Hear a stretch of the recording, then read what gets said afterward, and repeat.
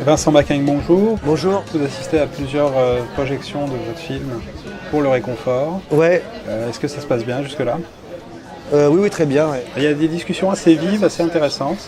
C'est intéressant parce que c'est un film qui pose des questions et puis que j'ai fait pour ouvrir la parole, que ça crée du débat. Donc évidemment, j'aime bien l'accompagner un peu et parler avec le public. Vous l'accompagnez beaucoup? Ouais, pas mal, ouais. Je suis très heureux de le montrer un peu enfin. Donc, je fais plein de séances comme ça pour pouvoir en débattre. C'est surtout un film qui est fait comme ça avec très peu de moyens et qui m'a pris beaucoup de temps à faire. Ça m'a pris 4 ans. Mais c'était une sorte d'état de la France.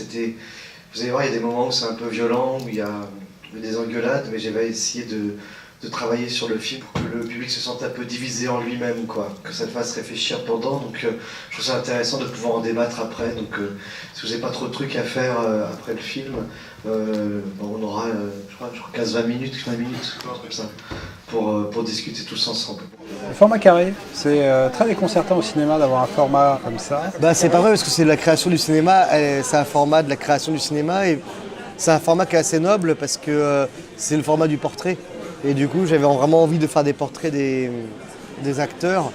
Et du coup, je trouve que c'est assez beau d'encadrer ces visages et de laisser peu d'espace de paysage. Et puis quand je filme des paysages, d'assumer la photo d'un paysage, la peinture, etc. D'accord, vous alternez soit personnage, soit paysage. Il y a des paysages derrière les personnages quand même. D'accord. Et du coup, le champ est assez réduit. Oui. Vous alternez pas mal les séquences où les personnages se parlent et où ils se parlent pas du tout. Oui. Quand ils sont en boîte notamment. Parce que j'aime bien que la parole, ce soit vraiment comme... je crois vraiment à la parole et je crois vraiment à l'écoute du public. Et donc du coup, après ces longues plages de parole, j'ai besoin de laisser un peu un temps où ils ne se parlent plus et où on puisse penser à ce qu'ils sont dit et puis être dans son imaginaire et dans sa propre Ce réflexion. sont des temps de réflexion, ce sont des respirations pour les Ouais, c'est personnages des respirations. et pour le public Ouais. aussi.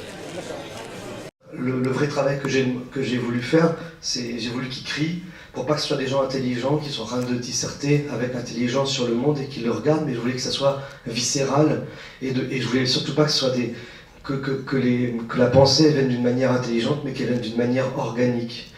Aussi pour qu'on soit devant des vrais êtres humains et pas devant quelque chose qui est professoral et qui est au-dessus. Parce que dans un sens, j'ai pas de solution non plus et je suis presque... je regarde ces choses-là avec une vision horizontale. Vous êtes metteur en scène au théâtre et là vous venez de mettre en scène votre film. On vous a vu également dans Le sens de la fête, on est obligé d'en parler un petit peu. Oui. Qu'est-ce que ça fait pour vous de passer entre les mains d'un autre réalisateur? Je trouve ça très très agréable de jouer pour d'autres réalisateurs parce que c'est beaucoup plus léger et de se mouler dans l'univers de quelqu'un d'autre. C'est quelque chose qui est pour moi très agréable. Après, Le sens de la fête, c'est un peu un grand écart et en même temps non, parce que je trouve que Nakache et Toledano, c'est des vrais cinéastes et qui croient vraiment dans le public et qui ont une forme d'honnêteté dans ce qu'ils font. Et finalement, moi, je pense que j'ai cette même honnêteté-là, en fait. J'ai une honnêteté, je pense pas que, par contre, ce soit des réalisateurs malhonnêtes. Je trouve que c'est des gens qui sont très sérieux. Qui donne beaucoup de place aux acteurs. Et qui donnent beaucoup de place aux acteurs comme moi. Donc, finalement, ça a l'air d'être un grand écart, mais pas vraiment. Et d'ailleurs, le public, il y a beaucoup de gens qui viennent et j'ai l'impression qu'ils entendent quelque chose d'une manière assez simple du film. Et que c'est pas une écoute très intelligente, mais très organique du film. Mais c'est assez immédiat parce qu'à la limite, les gens ils sortent du sens de la fête, ils viennent vous découvrir là. Ouais, voilà. Et il y a une continuité. Oui. Par contre, vous n'apparaissez pas dans le film. Est-ce que c'est quelque chose qui vous a tenté? Non, parce que j'ai tenu la caméra, donc je pouvais pas. Vous voyez bien, vous pouvez pas. D'accord, vous pouvez pas la poser et éventuellement Non. passer derrière. Non, j'avais pas forcément l'envie, puis ça m'a paru compliqué. C'est quelque chose que vous pourriez faire à l'avenir? Je pourrais le faire, oui, mais enfin pas tant que ça, mais j'aime beaucoup moi jouer pour des réalisateurs. J'aime beaucoup me changer et rentrer dans l'univers d'un cinéaste, c'est quelque chose qui me plaît et qui me bouge et qui m'apporte énormément en fait. Je suis ravi de changer d'univers. Ça vous apporte quelque chose, vous, pour votre mise en scène après, éventuellement? Non, pas spécialement, mais ça m'apporte à ma vie. C'est quelque chose qui est vraiment enrichissant dans ma vie. C'est une récréation un peu? C'est plus qu'une récréation, c'est une rencontre avec d'autres gens, avec d'autres univers et moi je trouve que ça m'apporte, ça m'empêche de m'enterrer dans mes certitudes et ça me bouge et Ça ouvre. ça ouvre. Ouais, c'est une ouverture énorme de jouer des films des autres. Une ouverture énorme de travailler pour les autres. Vous avez déjà un autre projet en route? D'acteur ou De réalisateur? de réalisateur? Non, pas encore. Pour l'instant, je prends un peu le temps de vivre ce film. Et puis, j'ai mes mises en scène aussi au théâtre qui vont arriver. Donc voilà. Vous pouvez nous en parler juste rapidement? C'est Je suis un pays, voilà ce que j'aimais, je ne te dirai. C'est au Théâtre des Amandiers. C'est mi-novembre. Dans un premier temps, donc c'est deux spectacles. Et une forme courte. Vaut mieux d'abord voir voilà ce que j'aimais, je ne te dirai. Et après, Je suis un pays. On joue avant au TNB.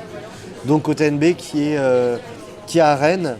Et aussi pour le réconfort, c'est projeté au cinéma du TNB qui est un super cinéma, une super belle salle. Voilà. Donc, et après, dans une autre mise en scène en manque à la Grande Halle de la Villette, qui est une forme un peu plus simple. Voilà quoi. Et ça fait un peu pas un triptyque, mais presque un triptyque, un quadrutrip, on appelle ça. Un animal à 4 têtes quoi. Le film et les 3 pièces. Enchanté. Merci pour cet entretien. Voilà, merci.